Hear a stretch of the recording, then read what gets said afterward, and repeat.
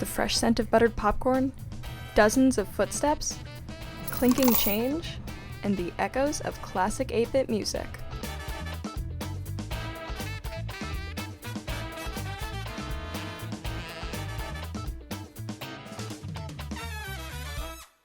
Welcome to the Pinball Hall of Fame.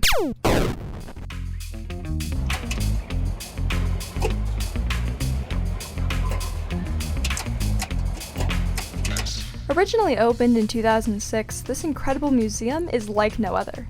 Unlike other arcades, the Pinball Hall of Fame is unique to Vegas, and frankly, it fits right in. With all its flashing colors and neon lights, Las Vegas, Nevada is the perfect place to be. The new Pinball Hall of Fame location opened up on April 15th, 2021, right next to our famous Welcome to Las Vegas sign, but its history well precedes the flashy new front you see today. My name is Beth Kane, and I actually am the manager of Stuff and Things around here. I take care of the day-to-day. The history of pinball, it actually started back in 1931. And by 1936, it was actually outlawed across the United States, which most people don't know that. It was against the law until 1968. And so preserving this to pull these machines out, so anything you see within those years, they were actually against the law. So they would either go to jail or prison time, depending on how they ran their machines. The Pinball Hall of Fame was an attempt by the members of the Las Vegas Pinball Collectors Club to house and display the world's largest pinball collection with over 200 pinball machines and a number of classic arcade games.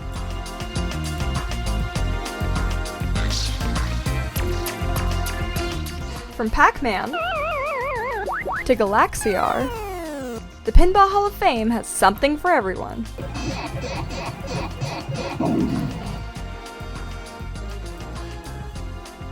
The games themselves belong to the owner, Tim Arnold, and range from 1950s up to 1990s pinball machines. As a nonprofit, all its excess revenues go to non-denominational charities, such as Salvation Army. He worked really hard as a young man to get this going, so at the age of 35 he switched this to charity, and he's not taken a pay since, but he's never worked so hard in his entire life. The main charity would be the Salvation Army right over here on Tropicana Avenue to help our local families. But each volunteer, we get to pick a charity of our choice at the end of the year. So like mine goes directly to the clinic where my brother has multiple sclerosis, and it goes right into the research and development. A little more about Tim. Arnold was a veteran arcade owner who made it big in the 70s and 80s. In 1976, Tim and his brother opened Pinball Pete's in Lansing, Michigan. When Arnold sold his part of the business in 1990 and moved to Las Vegas, he brought his arcade dreams with him.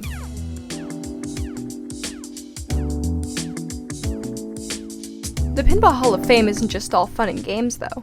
It's informational, too. Each machine has a note card talking about the machine's colorful history. So not only are you working your hands to get a high score, but also your head. Other pinball places popping up left and right. There are still a few for charity. They're a lot smaller. Now we only have about 450 machines in the building right now, which really isn't that many.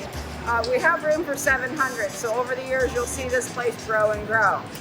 There are a few places out there, I think, that have maybe 1,200 machines or that. So there's some bigger and bigger buildings, but nobody does their heart and soul like we do 7 days a week, 365 days a year.